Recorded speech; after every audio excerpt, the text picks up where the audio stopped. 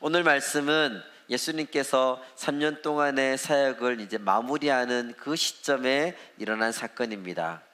보통 예수님께서 주로 활동하셨던 것은 유대 땅에서 이제 북쪽에 있었던 갈릴리 지방에서 주로 사역을 하셨는데, 오늘은 그곳이 아니라 오늘 사건 이후에 이제 변화산 사건을 통해서 이제 그 다음에 바로 예루살렘으로 십자가의 길을 예수님께서 가게 되는 그런 과정 가운데 있는 사건입니다.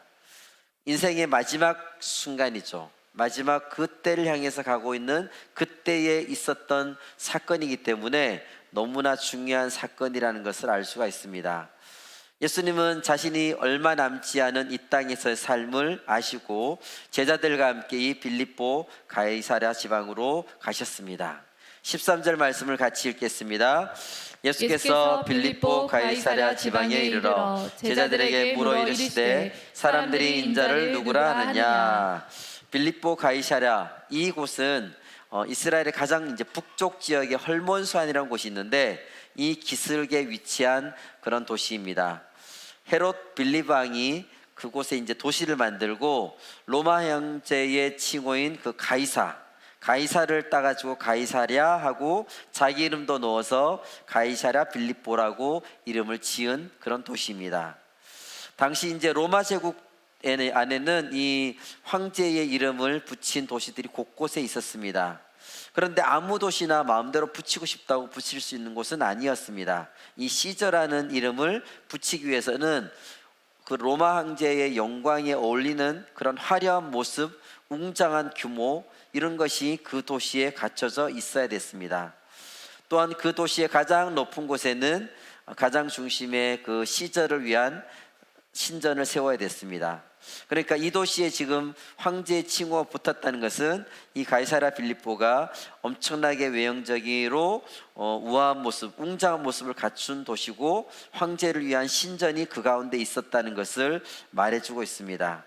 그런데 바로 그런 엄청난 멋진 도시에, 로마 황제의 시저의 도시에 예수님과 제자들이 지금 그곳에 왔습니다.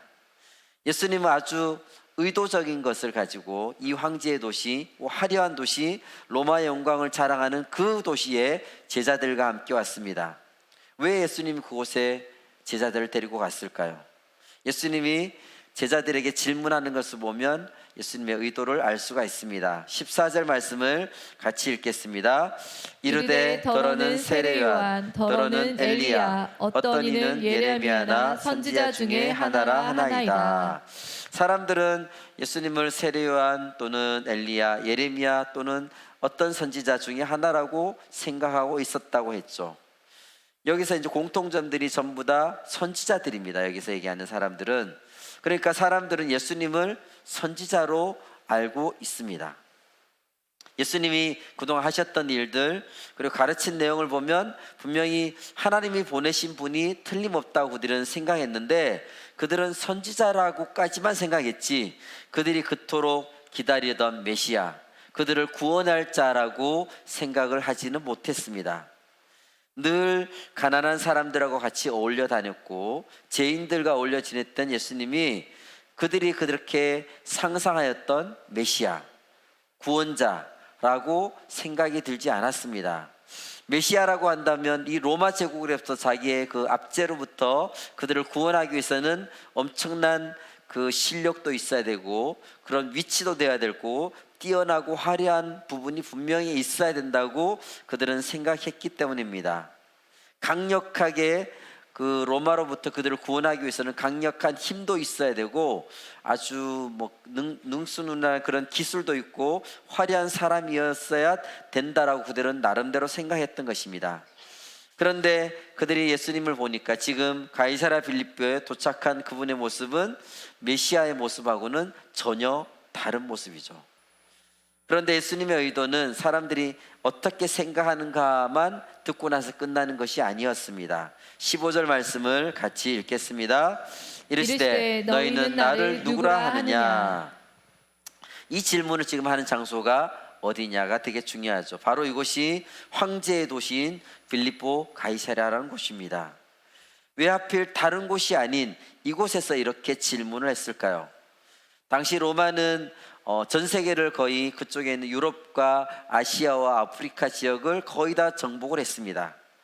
끊임없이 다른 나라를 정복하면서 힘으로 어떤 민족들을 눌러서 평화를 이루고자 했던 것이 그 당시에 팍스 로마나하에서 로마의 정복 전쟁의 목표였습니다. 로마는 그 당시에 엄청나게 강한 힘을 추구했고 더불어 높은 지식과 어떤 육체적인 아름다움을 추구하였던 것이 그들의 추구함이었습니다. 로마는 그런 것들을 통해서 평화를 이룰 수 있다고 그들은 생각했죠. 그래서 그런 것을 나타내기 위해서 그들은 여러 웅장한 건물들을 만들어서 그것을 과시했고 황제의 신전을 지었고 아주 대형 도서관도 짓고 또 근육질 남자들의 어떤 조각상 또 벌거벗은 여인의 조각상 이런 것들을 곳곳에 세웠습니다. 바로 그런 것들이 가득가득한 곳이 이 가이사랴 빌립보였습니다. 그곳 한복판에서 예수님은 제자들에게 물으시죠. 너희는 나를 누구라고 생각하느냐? 이 말씀은 너희도 사람들과 지금 다른 사람들과 똑같이 그렇게 나를 생각하고 있느냐? 지금 수많은 사람들은 로마가 추구하고 있는 힘, 그들의 지식, 육체적 아름다움을 추구하며 너희 그 사람들은 살고 있다. 너희는 지금 그 길을 그대로 따라갈 것이냐? 아니면 다른 길을 걸어갈 것이냐? 라고 그들에게 물으시고 있습니다. 여러 화려하고 웅장한 것들로 가득한 이 황제의 도시에서 너희는 정말로 나를 누구라고 생각하고 따르고 있느냐라고 묻고 계십니다. 그때 베드로가 제자들을 대표해서 아주 유명한 신앙 고백을 하고 있죠. 16절 말씀을 같이 읽겠습니다. 시몬 베드로가 대답하여 이르되 주는 그리스도시요 살아계신 하나님의 아들이시니이다. 아멘. 여기서 베드로는 예수님을 그리스도 메시아라고 고백하고 있습니다. 그들의 구원자라고 고백하고 있습니다. 지금 온 세계를 힘으로 정복하고 화려함으로 다스리고 백성들에게 풍요로움을 준다고 약속했던 로마 황제 가이사가 구원자가 아니라 예수님이 구원자이시라는 것을 그 가이사의 도시, 그 한복판 가운데서 감히 고백하고 있는 것입니다. 또한 이 빌립보 가이사를 비롯한 로마 제국의 전역에서 신으로 떠받드는 황제가 신이나 신의 아들이 것이 아니라 초라한 모습의 그 예수님이 바로 하나님의 아들이시라고 그는 당당하게 고백하고 있습니다. 이제 예수님이 원하셨던 것이 분명하게 이곳에서 드러나고 있죠. 이 세상을 지배하고 있는 그 당시를 다스리고 있는 시저의 도시, 황제의 도시에서 이 세상을 다스리는 주인이 진짜 주인이 누군가를 물으시기 위해서 제자들을 그곳에 데리고 오신 것입니다.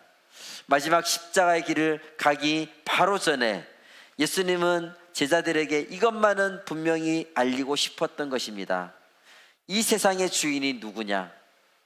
이때 베드로는 예수님을 그리스도와 하나님의 아들로서 메시아로서 고백함으로써 당장 그들의 눈앞에 보이는 이 빌립보 가이사랴의 주인인 황제 시저, 온 세상을 주관하며 다스린다고 하는 그 황제의 길을 나는 추구하지 않고 주님의 길을 따르겠다고 당당하게 고백하고 있습니다.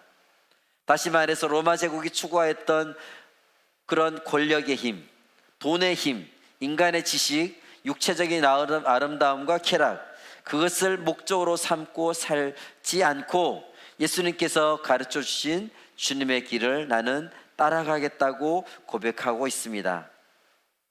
우리는 지금 무엇을 추구하고 살아야 될까요? 우리가 추구하는 삶은 정말로 하나님께서 기뻐하시는 주님이 가신 그 길일까요? 아니면 황제의 길일까요? 좁지만 생명으로 이끄는 길일까요? 아니면 넓지만 우리를 멸망으로 이끄는 길일까요? 이런 황제의 길은 옛날에만 있었던 건 아닙니다. 지금도 너무나 많습니다. 사회적인 성공을 추구하거나 좋은 학교를 가기 위해서 노력하는 것, 경제적인 노력과 높은 연봉과 학문적인 지식과 육체적인 아름다움, 얼짱, 몸짱 이런 것들 있죠. 이런 것들을 요즘 사람들이 너무나 많이 추구하고 있습니다. 황제의 길을 추구하는 삶은 결코 행복해질 수가 없습니다. 끝에는 결국 허무함으로 남게 됩니다. 돈을 많이 버는 사람들을 생각해 보십시오. 돈 많이 버는 사람 더 안 벌어도 될 것 같은데 욕심이 끝이 없습니다. 돈이 많을수록 그 사람들은 더 많이 벌려고 합니다. 무슨 말이냐면 아무리 많이 벌어도 만족이 되지 않는다는 뜻입니다. 우리 마음속에 뻥 뚫려 있는 이 공간은 세상에 엄청나게 많은 수조의 돈을 집어넣는다 해도 그것은 채워지지가 않습니다. 황제의 길을 따라가면 결코 그것은 채워지지가 않습니다. 우리 인간은 그렇게 만들어졌습니다. 우리 인간은 그 정도로 엄청나게 큰 존재라고 할 수 있습니다. 우리가 이 세상보다도 훨씬 더 큰 존재입니다. 그래서 하나님이 그렇게 우리를 사랑하셨고 하나님의 아들을 죽음에 내어주기까지 우리를 구원하신 뜻이 그곳에 있습니다. 그럼 우리는 어떻게 할 때 행복할 수가 있느냐?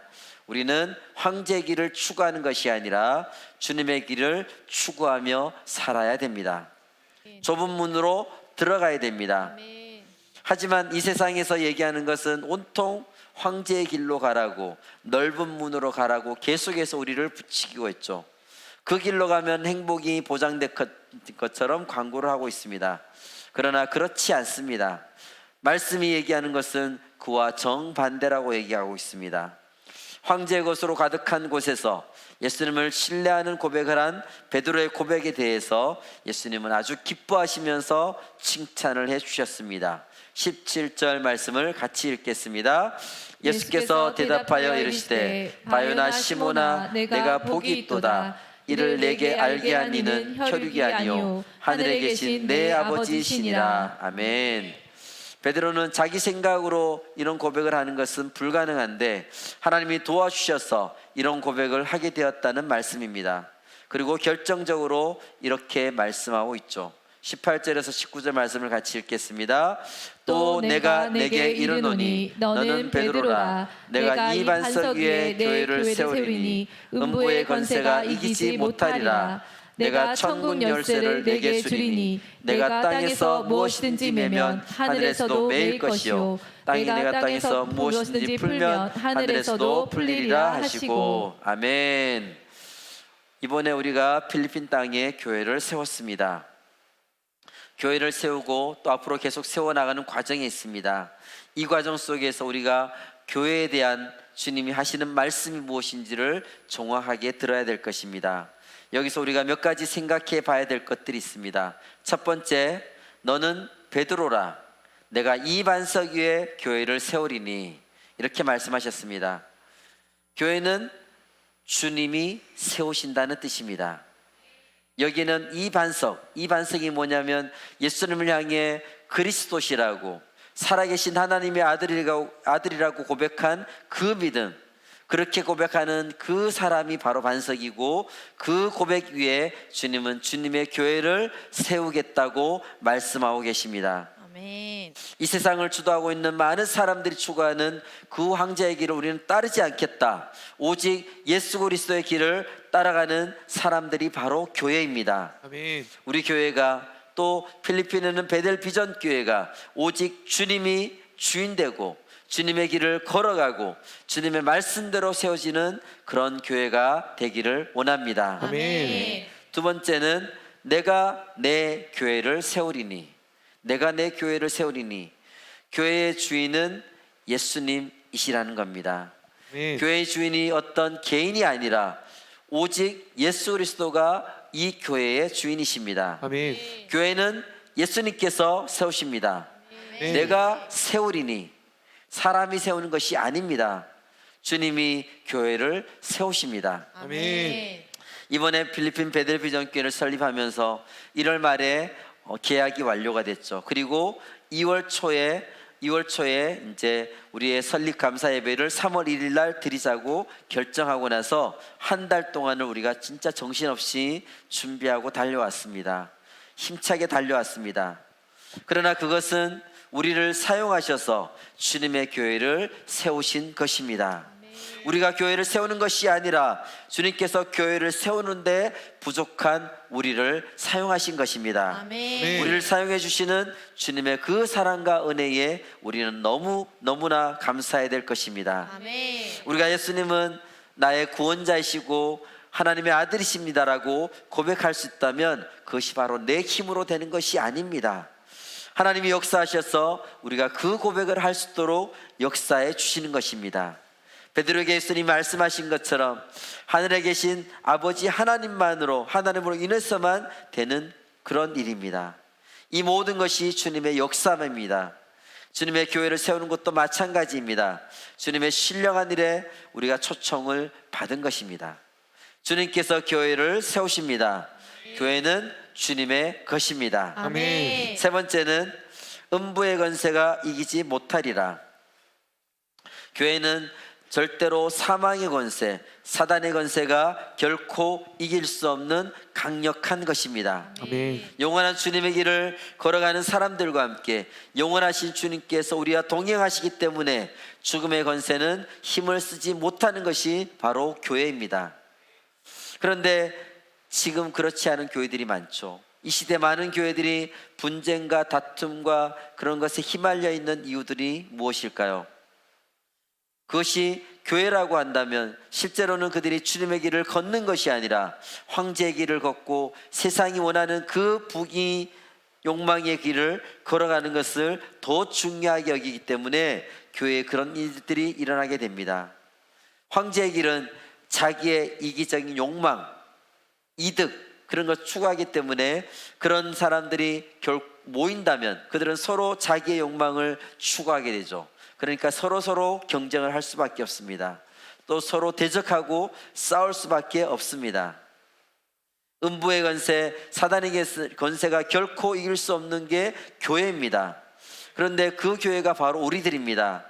우리는 절대로 시시한 사람들이 아닙니다. 아멘. 우리는 바로 엄청난 존재입니다. 아멘. 그렇지만 이 황제의 길이 만약에 우리 안에 스며들게 된다면 우리가 그 엄청난 존재, 그런 우리의 존재가 아주 시시한 존재가 되어버리게 됩니다.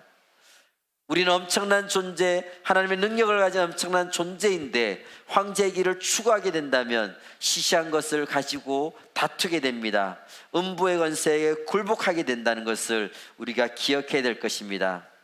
교회에서 우리가 서로 대적하는 일이 생길 때에 그런 걸 이렇게 가만히 들여다보면 대부분의 원인들은 중요한 것이 아니라 그냥 시시한 것 때문에 벌어지는 것이 많습니다. 많은 경우에 있어서 우리의 자존심 때문에 우리의 감정 같은 것들이 원인이 될 가능성이 많습니다. 본질적인 일을 추구하는 것이 아니라 아주 비본질적인 일을 가지고 그렇게 우리의 마음들이 상해집니다. 왜 그러느냐? 바로 우리가 세상의 길, 황제의 길을 따르기 때문입니다. 황제가 이렇게 여러분들이 여러 황제들의 그런 모습들을 많이 봤을 텐데 황제는 자기의 자존심이 너무나 중요합니다. 자존심에 상처를 낸 신하가 있으면 바로 즉각 처단해 버립니다. 자기의 감정이 너무 중요합니다. 감정에 따라서 신하들의 목숨도 왔다 갔다 합니다. 남은 상관없고 자기 자신만이 온전히 중요합니다. 그래서 그런 일들이 벌어지게 됩니다. 우리 교회에도 필리핀에 있는 베델비전 교회도 이런 세상의 길, 황제의 길을 따르지 않고 주님의 길을 걸어갈 때에 음부의 권세가 절대 이기지 못하는 그런 교회가 될 것입니다. 아멘. 우리 모두가 그런 교회가 되도록 주님의 길을 따라가는 세상의 것이 절대 틈타지 않는 그런 교회가 되기를 기도해야 될 것입니다. 아멘. 넷째로 땅에서 매면 하늘에서도 매이고 땅에서 풀면 하늘에서도 풀리리라. 교회의 권세를 말씀하고 있습니다. 이것은 한마디로 우리의 기도에 응답해 주시겠다는 주님의 말씀입니다. 아멘. 예수 그리스도를 주인으로 모시고 주님의 영원한 길을 따라 사는 사람들에게 주님께서 응답해 주는 것은 너무나 당연하죠. 그래서 예수님은 요한복음에서 계속해서 말씀하신 것이 내 이름으로 구하라, 내 이름으로 구하라고 계속 말씀하고 있습니다. 요한 1서에서도 주님의 뜻대로 구하면 다 응답해 주시겠다고 끊임없이 말씀해 주고 있습니다. 이 땅에서 우리가 복음을 전할 때에 놀랍게도 다른 사람들이 주님을 믿게 되는 역사가 우리를 통해 일어나게 되죠. 그러나 기도하지 않으면 응답이 일어나지 않게 되고 전하지 않으면 그런 역사가 일어날 수가 없습니다.